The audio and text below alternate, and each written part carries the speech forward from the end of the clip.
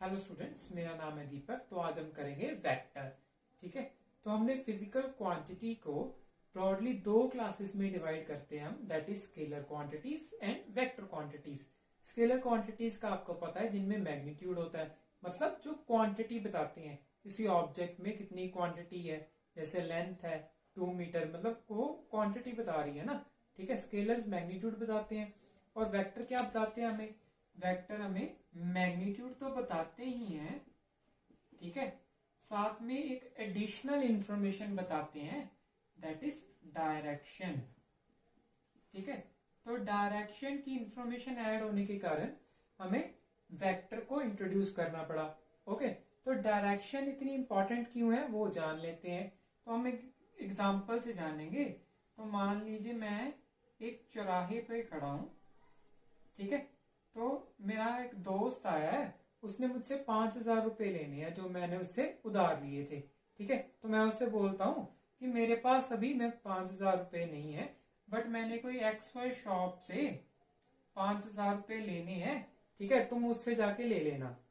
वो कहता है ठीक है, मुझे बताओ कि जो शॉप है वो कितने किलोमीटर दूर है। तो मैं कहता हूँ यहाँ से वो 2 किलोमीटर दूर है। ठीक है। तो मैंने फेस जो है इस डायरेक्शन में किया हुआ था, तो उसने सपोज कर लिया, एज्यूम कर लिया कि इस डायरेक्शन में 2 किलोमीटर होगा। ठीक है। तो इसलिए वो इस डायरेक्शन में 2 किलोमीटर चला गया। ठीक है। जब यहाँ पहुंचा तो उसे शॉप नहीं मिली, तो उसने फिर से किसी दुकानदार से पूछा कि शॉप जो है, XY शॉप जो है वो कितने किलोमीटर दूर है। तो शॉपकीपर ने कहा कि शॉप तो 4 किलोमीटर दूर है यहाँ से। तो फिर से वो आगे चला गया 4 किलोमीटर, यहाँ भी उसे शॉप नहीं मिली। यहाँ से उसने पूछा तो जो शॉपकीपर है उसने कहा कि जो शॉप है वो तो 8 किलोमीटर दूर है। ठीक है। तो अभी वो कंफ्यूज हो गया।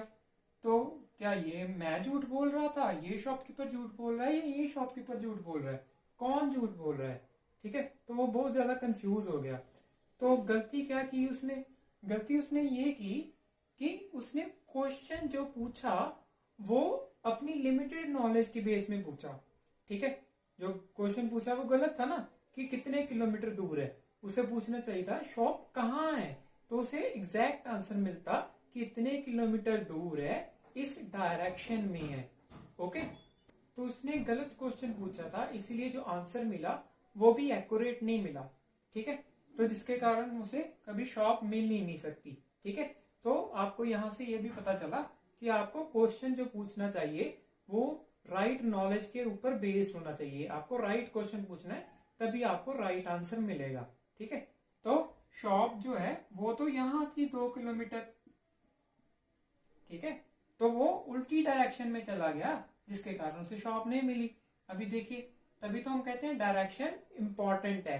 ठीक है। तभी हमने वेक्टर क्वांटिटी को डेवलप किया। तो यहाँ कौन सी फिजिकल क्वांटिटी है, दैट इज डिस्प्लेसमेंट। डिस्टेंस में क्या होता है, अकेला मैग्नीट्यूड होता है, कोई डायरेक्शन नहीं होती। डिस्प्लेसमेंट में क्या होता है, डिस्टेंस तो होता है, ठीक है, मतलब मैग्नीट्यूड तो होता है, बट उसके साथ एक और एडिशनल इंफॉर्मेशन होती है, दैट इज डायरेक्शन। ओके। जिसके कारण मुझे एग्जैक्टली इंफॉर्मेशन मिल जाती है कि शॉप कहाँ है। ओके। यहां तक आपको पता चल गया कि डायरेक्शन की वेक्टर में इंपॉर्टेंस क्या है। ओके। तो अभी हम देखते हैं कि कोई भी फिजिकल क्वांटिटी है, मान लीजिए मेरे पास ए कोई फिजिकल क्वांटिटी है, ठीक है। तो अगर इसका सिंबल डिनोट किया हुआ है, जैसे फोर्स, वर्क, तो उसका सिंबल लिखते हैं ना। ठीक है। तो सिंबल से मुझे कैसे पता चलेगा कि जो वो क्वांटिटी है, वो फिजिकल क्वांटिटी है, वो वेक्टर है या स्केलर है। मैंने वो क्वांटिटी कभी पढ़ी नहीं हुई। ठीक है। तो ये ऐसे पता चलता है, जैसे हम स्केलर्स को डिनोट करते हैं, स्केलर्स को मतलब जो सिंबल है वही लिखते हैं। ठीक है। एडिशन उसमें कुछ नहीं होता। तो अगर ये सिंबल लिखा हुआ है अकेला, ठीक है, तो मतलब ये बता रहा है मुझे स्केलर क्वांटिटी है। अगर इस सिंबल के ऊपर एक एरो का साइन है, ठीक है, तो ये मुझे बता रहा है ये वेक्टर क्वांटिटी है। ठीक है। तो वेक्टर क्वांटिटी को इस तरह से हम रिप्रेजेंट करते हैं। ठीक है। एक और तरीका है, अगर मैं इसे बोल्ड में लिख दूं, ठीक है, अगर इसे बोल्ड में लिख दूं तब भी ये वेक्टर को रिप्रेजेंट कर रहा है। ओके। तो वेक्टर को कैसे रिप्रेजेंट करते हैं, दो तरीके हैं, या तो आप एरो डाल दीजिए या उस लेटर को बोल्ड में लिख दीजिए। ठीक है, ये दोनों इसके सिंबल्स हैं। ओके, तो अभी वेक्टर को लिखते कैसे हैं, एक जनरल फॉर्म में वेक्टर को ऐसे लिखते हैं, magnitude into direction. For example अगर मुझे फोर्स को लिखना है, ठीक है, तो क्या लिखूंगा, 2 न्यूटन टूवर्ड्स नॉर्थ। ठीक है, तो ये क्या है, मैग्नीट्यूड, ये क्या है, डायरेक्शन। ठीक है, तो अभी अगर मैं आपको बोलूं कि मेरे पास एक वेक्टर है, ठीक है, इसका मैग्नीट्यूड पता करो, वेक्टर में उसका मैग्नीट्यूड कितना है वो पता करो, तो आप कहोगे 2 न्यूटन मैग्नीट्यूड है। ठीक है, अगर मैं करूंगा डायरेक्शन पता करो, तो आप कहोगे टुवर्ड्स द नॉर्थ डायरेक्शन है। ठीक है, तो आप लिखोगे कैसे, ऐसे लिखोगे कि magnitude is equal to 2 newton, नहीं। ठीक है, हम मैग्नीट्यूड को भी एक सिंबल से रिप्रेजेंट करते हैं। ठीक है, तो मैग्नीट्यूड का सिंबल क्या है, वेक्टर को जब हम मॉड में लिखते हैं, ठीक है, तो इसका मतलब होता है कि हम उस वेक्टर का मैग्नीट्यूड रिप्रेजेंट कर रहे हैं। ठीक है, यहां हम इसे सिंपल स्केलर फॉर्म में लिख दें। ठीक है, क्योंकि स्केलर में अकेला मैग्नीट्यूड होता है, तो इसे स्केलर फॉर्म में भी लिख सकते हैं। ठीक है, वैसे ही डायरेक्शन का है, डायरेक्शन का भी एक सिंबल है, दैट इज हम उस सिंबल के ऊपर कैप डाल देते हैं, जहां पे हमने एरो डाला था वहां पे हम कैप डाल दें, तो ये डायरेक्शन को रिप्रेजेंट करता है, जिसे हम बोल देते हैं यूनिट वेक्टर। ठीक है, तो ये मुझे अकेली डायरेक्शन बताता है। ठीक है, इसमें मैग्नीट्यूड जो है वो 1 है, और ये यूनिटलेस और डायमेंशनलेस क्वांटिटी है। क्यों, क्योंकि अगर मुझे डायरेक्शन निकालनी है तो मैं क्या करूंगा, मैग्नीट्यूड को डिवाइड कर दूंगा। जब मैग्नीट्यूड डिवाइड हो जाएगा, ठीक है, तो इसके जो यूनिट्स हैं वो कैंसिल हो जाएंगे, तो ये यूनिटलेस हो गई ना। ठीक है, और डायमेंशनलेस भी हो गई। ठीक है, तो इसके यूनिट्स और डायमेंशंस नहीं होते। ओके, हम इसे जनरलाइज्ड फॉर्म में कैसे लिख सकते हैं, अगर मैं सिंबल फॉर्म में लिखना चाहूं तो मैं किसी भी वेक्टर को कुछ इस तरह से लिख सकता हूं, मैग्नीट्यूड इंटू डायरेक्शन। ठीक है, तो ऐसे हम लिख सकते हैं। अगर मैं इसमें से डायरेक्शन निकालना चाहूं तो मैग्नीट्यूड को नीचे डिवाइड कर दूंगा, अगर मैग्नीट्यूड निकालना चाहूं तो डायरेक्शन को नीचे डिवाइड कर दूंगा। ओके, पता चल गया आपको। तो चलिए अभी हम डायरेक्शन के बारे में थोड़ा जान लेते हैं। ठीक है, तो हमारे पास ब्रॉडली 4 डायरेक्शंस होती हैं, east, west, north, south. Okay, तो अगर मुझे ये वाली डायरेक्शन बतानी है, ठीक है, तो इसका तो कोई नाम ही नहीं है, तो मैं कैसे बताऊंगा। तो अगर मैं, आपने कंपास देखी है, ठीक है, आपने कंपास कभी यूज की है, आपके फोन में भी कंपास होती है, आप यूज करके देख लेना। ठीक है, तो अगर वो रैंडम डायरेक्शन बताना चाहता है तो वो क्या करता है, नॉर्थ से, ठीक है, एंगल ले लेता है, नॉर्थ को रेफरेंस मान के एंगल ले लेता है। ठीक है, तो मान लीजिए एंगल 30 डिग्री है, तो ये डायरेक्शन कैसे बताऊंगा, 30 डिग्री ईस्ट ऑफ नॉर्थ। ठीक है, इसका क्या मतलब है, 30 डिग्री ईस्ट की तरफ चले जाओ नॉर्थ से।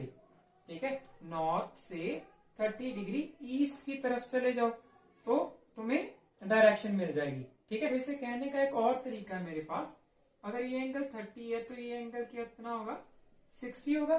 ठीक है, तो मैं कह सकता हूं 60 डिग्री नॉर्थ ऑफ ईस्ट। ठीक है, 60 डिग्री नॉर्थ की ओर चले जाओ ईस्ट से। ठीक है, तो मुझे डायरेक्शन मिल जाएगी। तो ऐसे हम डायरेक्शन देखते हैं किसी रैंडम वेक्टर की। ठीक है, क्योंकि यहाँ पे बहुत सारे वेक्टर्स हैं, इनफाइनाइट नंबर ऑफ वेक्टर्स हैं, इनफाइनाइट नंबर ऑफ डायरेक्शंस हैं। ठीक है, तो वो ना तो बनाई जा सकती है ना याद की जा सकती है। ठीक है, इसलिए ये आसान तरीका है एंगल से बताना। ओके, तो आपको डायरेक्शन पता चल गई, कैसे हम डायरेक्शन बताते हैं। ओके, अभी हम रिप्रेजेंटेशन जान लेते हैं। ठीक है, कि वेक्टर को ग्राफिकली रिप्रेजेंट कैसे करते हैं। ठीक है, ये ग्राफिकल रिप्रेजेंटेशन है। ग्राफिकल रिप्रेजेंटेशन बहुत जरूरी है। क्यों, क्योंकि हम अगर ज्यादा वेक्टर्स हो जाएं, मेरे पास 5-6 वेक्टर्स हो जाएं, ठीक है, तो उन्हें सॉल्व करना, उनको सिंप्लीफाई करना बहुत मुश्किल हो जाएगा। ठीक है, इसलिए विजुअलाइजेशन के बेस पे अगर हम सिंप्लीफाई करते हैं तो वो आसान हो जाता है। ठीक है, इसीलिए हमने ग्राफिकल रिप्रेजेंटेशन बनाई। आगे हम एनालिटिकल रिप्रेजेंटेशन पढ़ेंगे। ठीक है, तो एनालिटिकल जो रिप्रेजेंटेशन है वो ग्राफिकल रिप्रेजेंटेशन से ही हमने ड्राइव की है। ओके, अगर हम किसी चीज को विजुअलाइज नहीं कर सकते, ठीक है, तो उसका मैथमेटिकल एक्सप्रेशन जो है वो कैसे निकालेंगे। ठीक है, तो विजुअलाइज करना जरूरी है, इसलिए ग्राफिकल रिप्रेजेंटेशन वेक्टर की बनाएंगे। तो कैसे रिप्रेजेंट करते हैं, एक लाइन सेगमेंट से हम इसे रिप्रेजेंट करते हैं, जिसमें जो एरो हेड है वो मुझे यहां पर हेड है, ठीक है, जिसे एरो हेड भी बोलते हैं, इसे डायरेक्शन बताता है मुझे, ठीक है, और इसकी जो लेंथ है वो मुझे क्या बताती है, इसका मैग्नीट्यूड बताती है। ओके, तो वेक्टर को हमने कैसे लिखा था, अगर मैंने फोर्स वेक्टर लिखना है तो मैंने लिखा था 2 न्यूटन टूवर्ड्स नॉर्थ, ठीक है, 2 न्यूटन टूवर्ड्स नॉर्थ, ठीक है।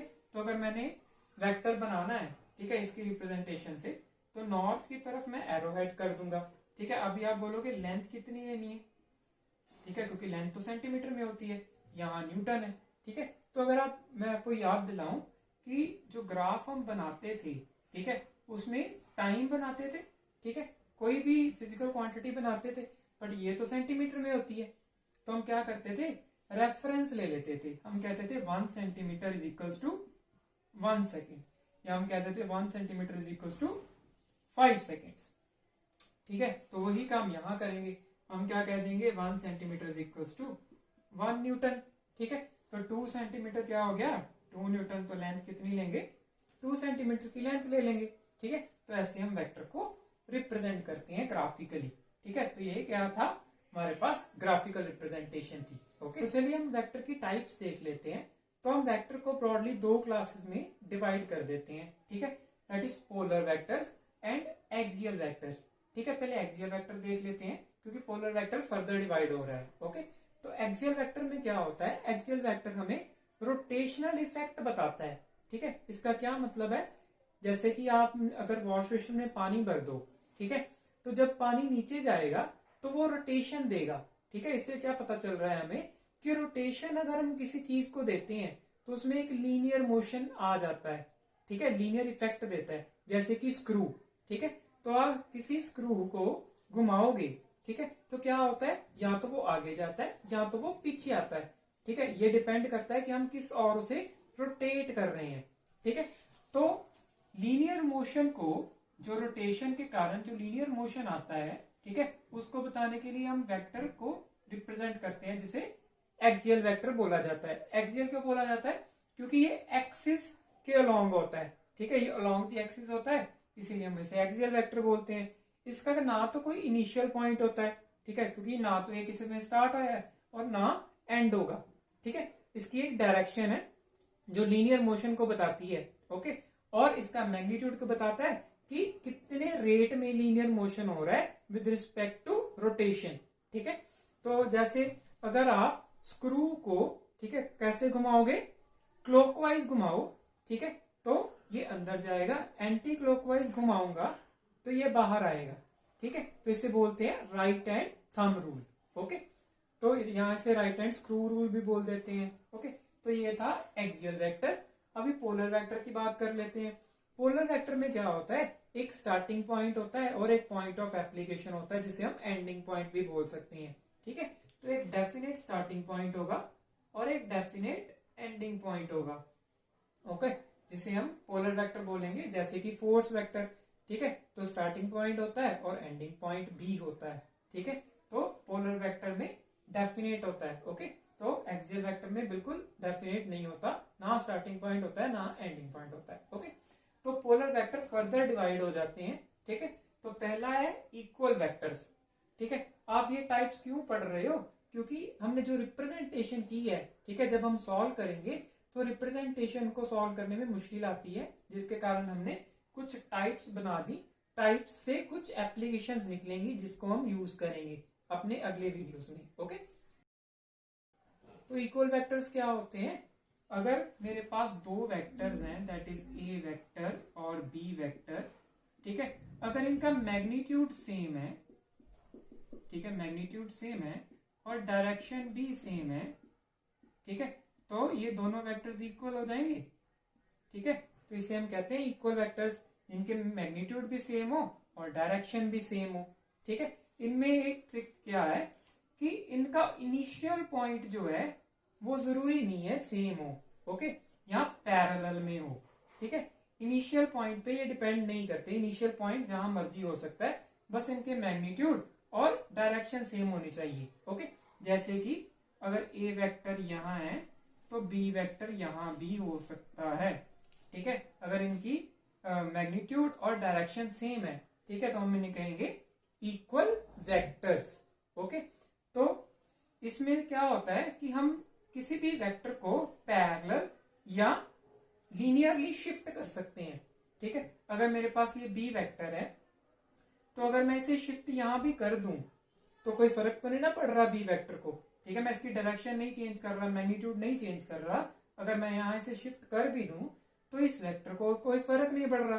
ठीक है, इसका मैग्नीट्यूड भी वही है और डायरेक्शन भी वही है। ठीक है, अगर इसमें लीनियरली शिफ्ट कर दूं, अगर मैं इसे लीनियरली शिफ्ट कर दूं ए को, ठीक है, तब भी इसकी डायरेक्शन और इसकी जो लेंथ है वो सेम है। ठीक है, तो ए को कोई फर्क नहीं पड़ रहा, मैं इसे लीनियरली भी शिफ्ट कर सकता हूं, इसे पैरेलली भी शिफ्ट कर सकता हूं। तो इसे हम बोलते हैं पैरेलल शिफ्टिंग और लीनियर शिफ्टिंग। ठीक है, तो ये हम यूज करेंगे बहुत बार, तो इसे आप ध्यान में रखना। ओके, तो इससे हम दो और फर्दर क्लासेस में आ जाते हैं, दैट इज लोकलाइज्ड वेक्टर और free vectors. Okay, localised vectors वो होते हैं जिनमें हमें इनिशियल पॉइंट का ध्यान रखना पड़ता है। हम इनिशियल पॉइंट को कोई भी इनिशियल पॉइंट नहीं ले सकते। ठीक है, जब इनिशियल पॉइंट फिक्स हो जाते हैं तो उसे हम बोलते हैं लोकलाइज्ड वेक्टर्स। ठीक है, वो कहीं जा नहीं सकते। तो अगर इनिशियल पॉइंट फिक्स नहीं है तो उसे हम बोलते हैं फ्री वेक्टर्स। तो फ्रीली मूव कर सकते हैं, पैरेलल मूव कर सकते हैं, लीनियरली मूव कर सकते हैं, तो उन्हें हम फ्री वेक्टर्स बोलेंगे। ओके, तो आगे चलते हैं नेगेटिव वेक्टर्स। ठीक है, तो अगर मैं यही एग्जांपल ले लूं, ठीक है, अगर मेरे पास ए वेक्टर है, ठीक है, और बी वेक्टर जो है वो उसका मैग्नीट्यूड सेम है। ठीक है, इन दोनों का मैग्नीट्यूड सेम है, बट जो डायरेक्शन है वो ऑपोजिट टू ईच अदर है। ठीक है, अगर direction opposite to each other है, मैग्नीट्यूड सेम है, ठीक है, तो मैं क्या कहूंगा, A vector is negative of B vector. Okay, तो मैं क्या कह रहा हूं कि जो ए वेक्टर है, ठीक है, वो बी वेक्टर से ऑपोजिट है। ठीक है, ऑपोजिट डायरेक्शन में जा रहा है, तो इसलिए हम नेगेटिव वेक्टर लेते हैं। ठीक है, अगर मैं ए की डायरेक्शन मुझे चेंज करनी हो, ठीक है, इसको कवर करनी हो, तो मैं क्या कह दूंगा कि ए नेगेटिव में है। ठीक है, इसे भी हम यूज करेंगे कि अगर मुझे ए की डायरेक्शन चेंज करनी है, ठीक है, आगे हम पढ़ेंगे क्यों हमें इसकी जरूरत पड़ जाती है डायरेक्शन चेंज करने की। ठीक है, तो अगर मुझे ए की डायरेक्शन चेंज करनी है तो मैं सिंपली उसके आगे नेगेटिव लगा दूंगा और उसकी डायरेक्शन चेंज हो जाएगी। ठीक है, ये हमारे पास नेगेटिव वेक्टर का फायदा है। ओके, आगे हम चलते हैं को इनिशियल वेक्टर्स के ऊपर। ठीक है, को इनिशियल वेक्टर्स में हम क्या कहते हैं कि अगर दो वेक्टर्स हैं मेरे पास, ए वेक्टर और बी वेक्टर, जिनका इनिशियल पॉइंट सेम है, ठीक है, जो स्टार्ट एक ही पॉइंट से हो रहे हैं बट एंड डिफरेंट पॉइंट्स पे हो रहे हैं, उन्हें हम को इनिशियल वेक्टर्स बोलते हैं, जिनका स्टार्टिंग पॉइंट सेम हो। ओके, तो उन्हें को इनिशियल वेक्टर्स बोलेंगे। इसकी क्या इंपॉर्टेंस है, देखिए, जब हम वेक्टर मल्टीप्लिकेशन करते हैं, ठीक है, तब हमें एंगल चाहिए होता है। ठीक है, क्योंकि वेक्टर्स में कितना एंगल बन रहा है। ठीक है, एंगल हम तभी पता कर सकते हैं जब हम दो वेक्टर्स को टेल टू टेल ज्वाइन करें। ठीक है, टेल टू हेड या हेड टू हेड ज्वाइन करके हम एंगल पता नहीं कर सकते, इसीलिए हमें टेल टू टेल ज्वाइन करना होता है। ठीक है, टेल टू टेल ज्वाइन करेंगे तो जो अंदर वाला एंगल है वो मुझे बताएगा कि मल्टीप्लीकेशन कैसे होगी। ओके, तो आपको ध्यान रखना है, जब आप टेल टू टेल ज्वाइन करें तो एंगल वो वाला लेना है जो मिनिमम एंगल हो, मैक्सिमम एंगल नहीं लेना, क्योंकि ये भी तो एंगल बन रहा है ना। ठीक है, तो मिनिमम वाला एंगल लेना है, मैक्सिमम वाला एंगल नहीं लेना है। ठीक है, ये ध्यान रखना। आगे हमारे पास कोलिनियर वेक्टर्स। कोलिनियर वेक्टर्स कौन से होते हैं, अगर मेरे पास ये लाइन है, ठीक है, तो अगर ये लाइन के पैरेलल जो भी वेक्टर्स होंगे, ठीक है, वो क्या होंगे, कोलिनियर वेक्टर्स होंगे। ठीक है, चाहे उनका मैग्नीट्यूड डिफरेंट है, डायरेक्शन डिफरेंट है, ठीक है।